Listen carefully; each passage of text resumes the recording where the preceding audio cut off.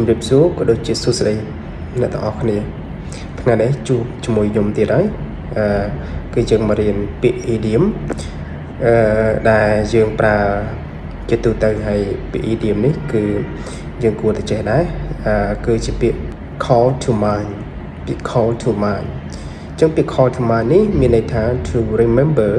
something or someone មានន័យជាខ្មែរថាចងចាំឬក៏នឹកឃើញ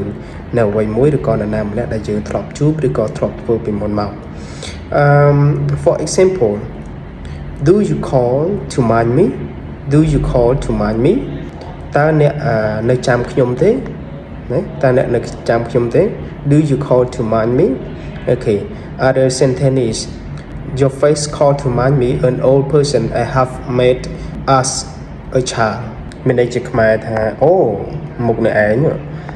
មើលទៅស្តៀងនឹងមនុស្សដែលខ្ញុំធ្លាប់បានជួបកាលខ្ញុំនៅពីក្មេងណាមានន័យចឹងណាអូខេមុខអ្នកឯងមើលទៅស្តៀងនឹងមនុស្សដែលខ្ញុំធ្លាប់ជួបនៅពីក្មេងណា